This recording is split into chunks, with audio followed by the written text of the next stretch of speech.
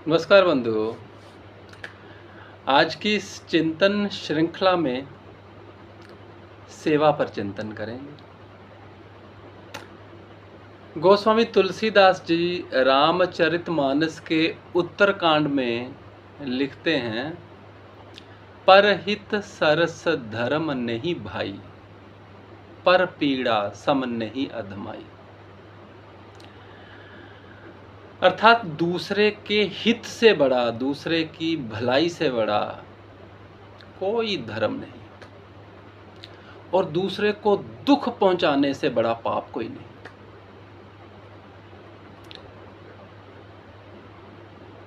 इसको सेवा के संदर्भ में देखते हैं, इस चौपाई को।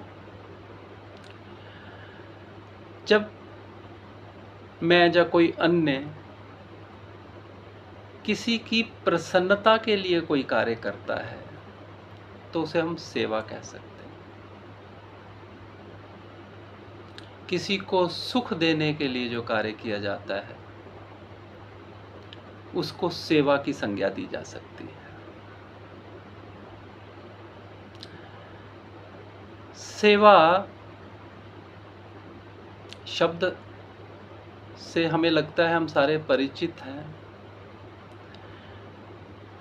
मैं सोच रहा था सेवा का विपरीतार्थक शब्द क्या होगा, तो गोस्वामी तुलसीदास जी की इसी चौपाई ने मदद की, जिसमें वो कहते हैं कि परहित सरस धर्म नहीं भाई। तो सेवा क्या है? परहित है। और पर पीड़ा सम नहीं अधमाई, तो इसका विपरीतार्थक शब्द दूसरे को दुख पहुंचाकर सुख लेने की जो भाव है ना, वही सेवा का एक विपरीतार्थक शब्द कहा जा सकता है। आज हम सब दूसरे को गिरता देखकर प्रसन्न हो रहे हैं, दूसरे को कष्ट देने में, दूसरे को नीचे फेंकने में हमें लगता है हम ये रेस जीत जाएंगे। बस हर व्यक्ति दूसरे को पछाड़ने में लगा हुआ है। तो सेवा के अर्थों से परिचित कौन होना चाहेगा? सेवा भाव लुप्त जैसा होता जा रहा है, इस पे चर्चाएं भी बंद हो गई हैं। लेकिन हर महान व्यक्ति सेवा के द्वारा ही बना है।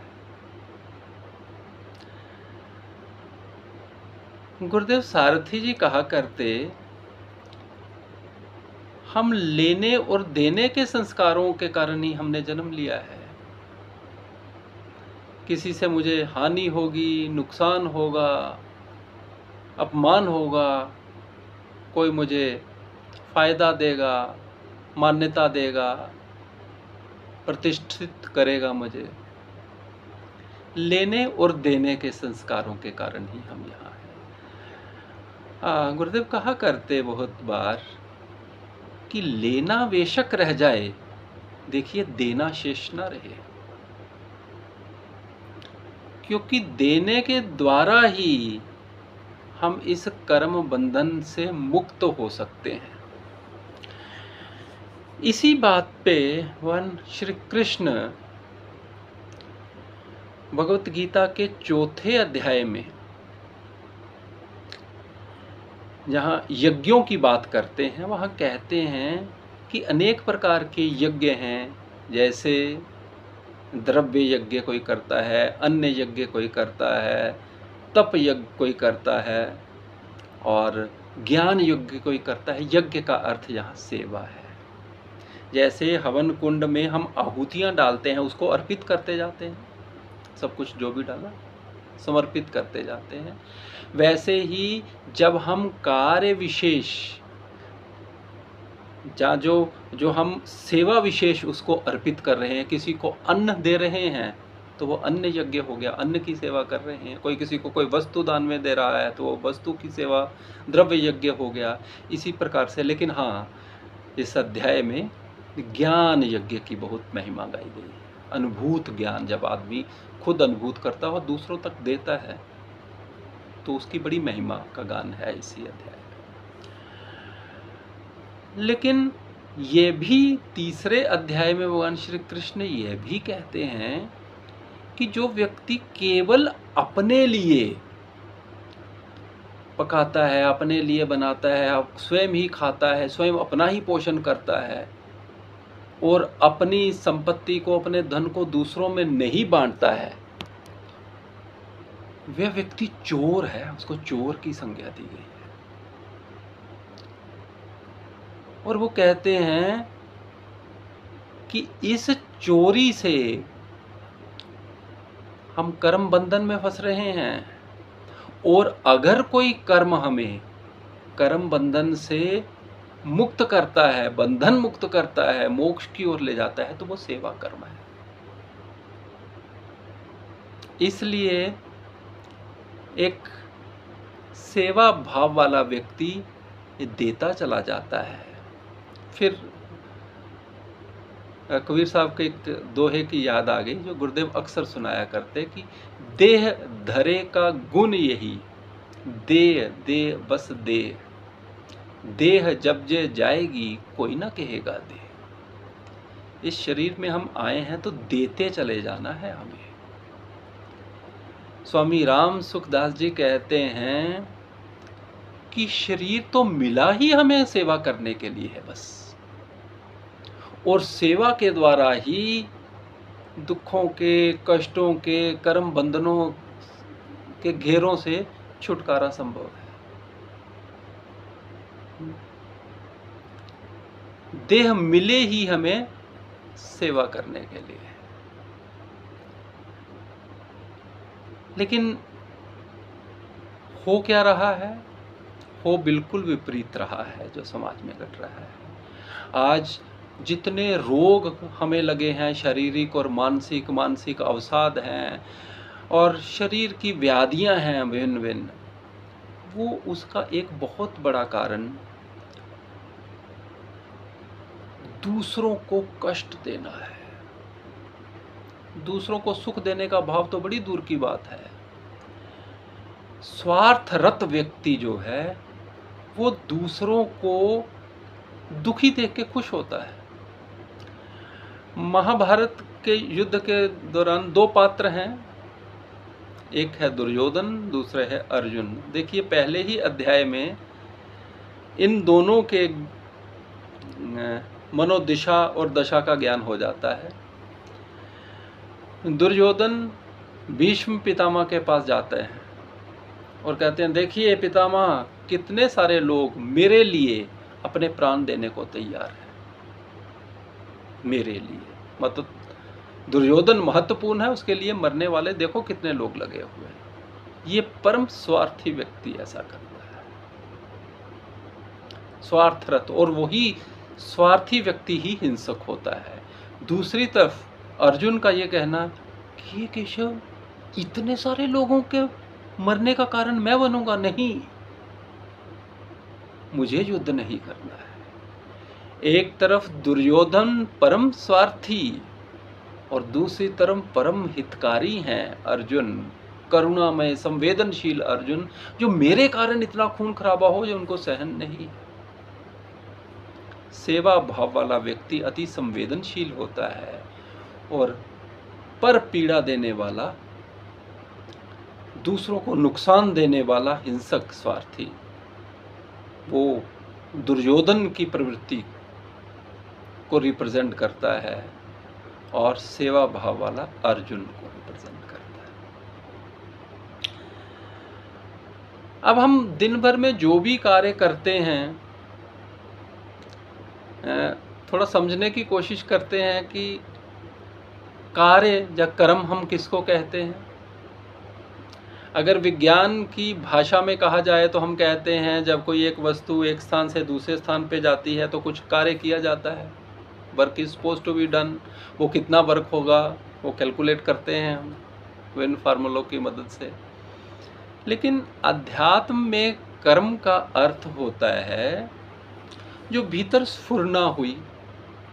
मैं बैठे बैठे मुझे याद आया, उसने मुझे ये कहा था, मेरा ऐसी गाली दी थी मेरे को, और मैं फ़ोन उठाता हूँ और उसको भला बुरा कहना शुरू कर देता हूँ। जो मेरे भीतर स्फुरना हुई ना, उसने मेरे से ये कार्य करवाया।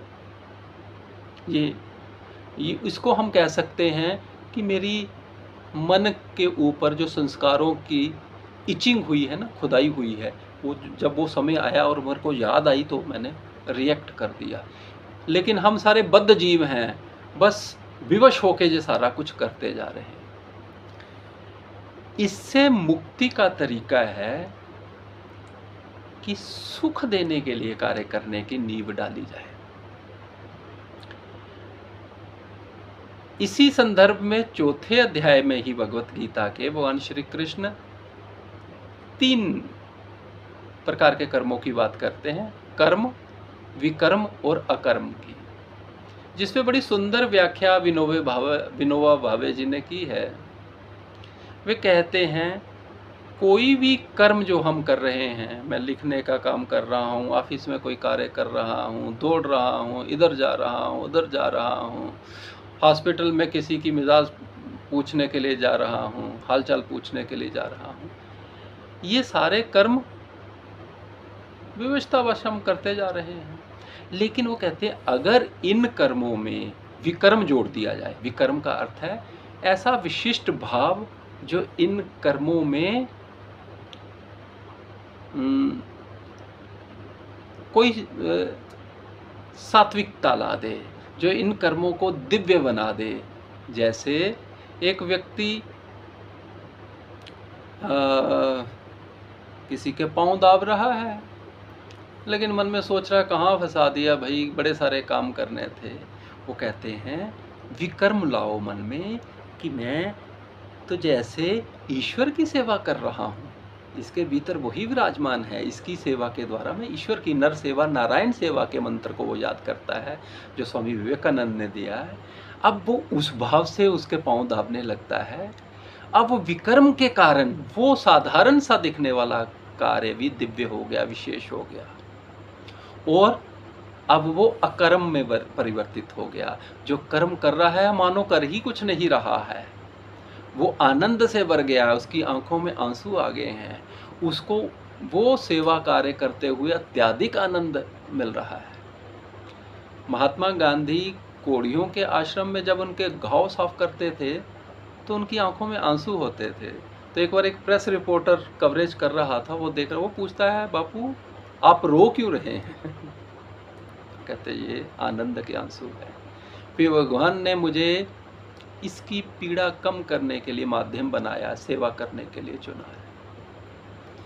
यदि हम ये बात समझ लें कि जिसको सेवा करने का अवसर मिलता है उसको वास्तव में चुना जाता है।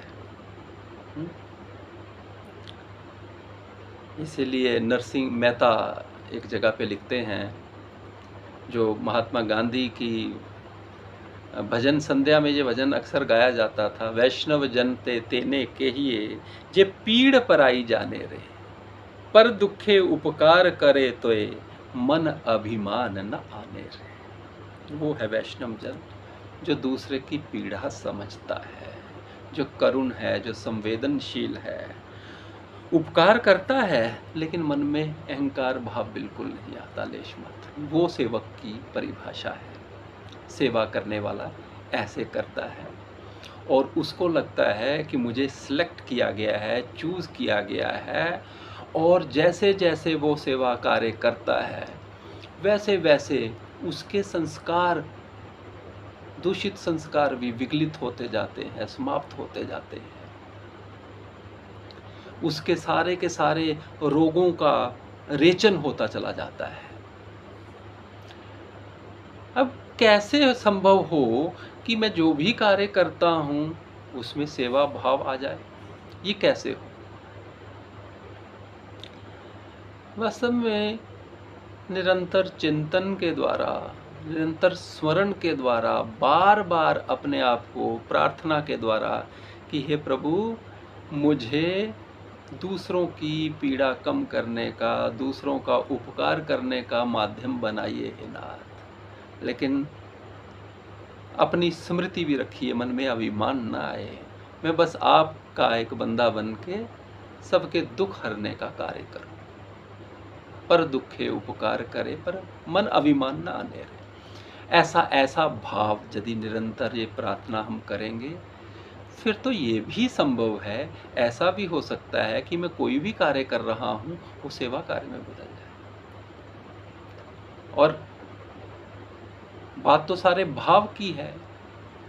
एक माँ भोजन बना रही है और दुखी है, एक माँ सोच रही है कि मैं पूरा परिवार जो है वो स्वस्थ रहे, आनंदित रहे, इस भाव से बना रही है। तो वो वही कार्य दोनों कर रही हैं, उसके लिए वो सेवा कार्य हो गया। एक बड़ी सुंदर कहानी किसी ने सुनाई थी, शायद हेमराज चन्नवी जी ने सुनाई थी, कि एक व्यक्ति जाता है, देखता है 3-4 लोग पत्थर तोड़ रहे हैं। वो पहले व्यक्ति से पूछता है, तुम क्या कर रहे हो?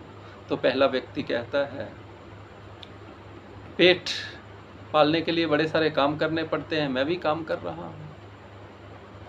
दूसरे व्यक्ति से वो पूछता है कि आप क्या कर रहे हो? वो कहता, थक चुका हूँ, दिख नहीं रहा, पत्थर तोड़ रहा हूँ। तीसरे व्यक्ति से वही व्यक्ति जाता है और पूछता है, तुम क्या कर रहे हो? कहता, मैं तो मंदिर बना रहा हूँ, ये जो पत्थर मैं तोड़ रहा हूँ ये मंदिर निर्माण में इस्तेमाल होंगे। मैं तो मंदिर बनाने का दिव्य भव्य कार्य कर रहा हूँ। कार्य एक ही है, लेकिन मानसिक चिंतन के द्वारा उनका फल अलग अलग है। वास्तव में सेवा का कोई फल होता होगा, लेकिन सेवा अपने आप में एक फल है। इसीलिए कहा है, बड़े भाग्य सेवा का अवसर पाया। सेवा के लिए चुना जाना, सेवा के लिए मौका मिलना ईश्वर की बहुत बड़ी कृपा के द्वारा ही संभव होता है। शायद हम किसी आश्रम में जाके, घर में इस चिंतन से जुड़े रहते हैं, लेकिन कार्यालय में ऐसा माहौल नहीं बन पाता कि ये चिंतन लगातार रहे कि मैं ये सेवा कार्य कर रहा हूँ। उसके लिए शायद बार बार मुझे स्वयं को स्मरण करवाना होगा और तुलना से बाहर आना पड़ेगा कि मुझे मेरे इस विशिष्ट प्रतिभा के कारण ये कार्य मुझे सौंपा गया है और मैं इसे पूर्ण श्रद्धा और निष्ठा से करूँगा। एक कथा है कि जब इंद्रप्रस्थ बन गया, निर्माण हो गया, उसके बाद पांडवों ने यज्ञ किया और सब ओर से लोग, राजा महाराजा बुलाए गए, सबको भोजन कराया गया, संतों महर्षियों को राजसूय यज्ञ किया उन्होंने। अब भगवान श्री कृष्ण एक दिन पूछ रहे हैं युधिष्ठिर से कि किस किस को क्या क्या ड्यूटी लगाई है आपने, जरा दिखाइए अपना चार्ट, अपनी सारिणी दिखाइए, क्या क्या काम किस किस को दिया है। वो देख रहे हैं, भगवान ने कहा कि आपने जो जूठन उठाने का कार्य किसे सौंपा है? तो युधिष्ठिर कहने लगा, महाराज मैं भूल गया, अभी किसी को उस कार्य में लगाता नहीं। भगवान श्री कृष्ण कहने लगे, वो कार्य स्वयं मैं करूँगा। और वहाँ वो सारा जूठन उठाने का कार्य स्वयं गोविंद ने किया। सेवा के महत्व को प्रतिपादित करने के लिए आज जब हम सेवकों को याद करते हैं ना, कितने कितने लोग हुए हैं, कैसे कैसे सेवक हुए हैं, तो बजरंगबली का, महावीर का नाम स्मरण सहज ही हो आएगा। अपनी सेवा के बल पर वो ज्ञानियों में तो अग्रगण्य हैं, सबसे आगे हैं ही हैं, भक्तों में तो वो सरताज हैं, लेकिन कर्म योगियों में वो श्रेष्ठ हैं, लेकिन सेवा करने वालों में भी हनुमान जी सबसे आगे। हनुमान जी को मेरे जिनकी मैं सेवा कर रहा हूँ प्रभु राम, वो क्या चाहते हैं। उनको नहीं कहा गया था कि आपको लंका में आग लगानी है, सिर्फ कहा गया था माता सीता तक ये निशानी पहुंचानी है। लेकिन सेवक जो होता है ना, वो अपने स्वामी की बात को समझता है। उन्होंने कहा ये समय है शत्रु का मनोबल तोड़ना,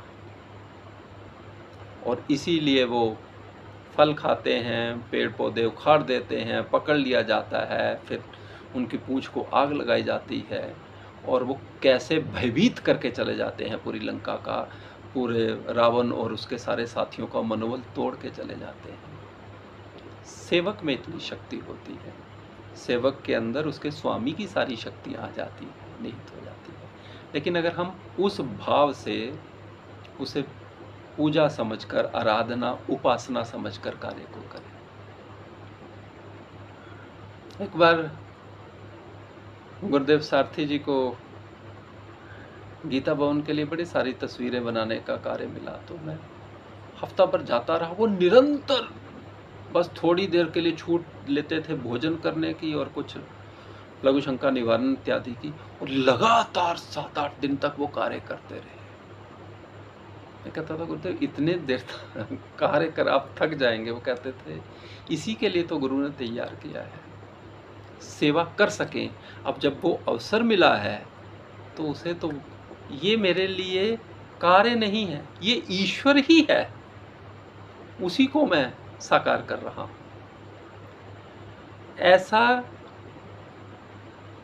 दिव्य सेवा भाव है जो व्यक्ति को, जो आम इंसान को ईश्वर तक पहुंचाने की क्षमता रखता है। सेवक को उसके सेव्य जैसा बना देता है जिसकी वो सेवा में लगा हुआ है। तो आज गुरु पूर्णिमा का दिन है, शायद 12 बज चुके हैं। तो आप सबको गुरु पूर्णिमा की, गुरु पूर्णिमा के इस महापर्व की, व्यास पूजा की हार्दिक शुभकामनाएं। सबका शुभ हो, कल्याण हो, गुरुवर की, उस परमेश्वर की सब पर कृपा हो, और हम सब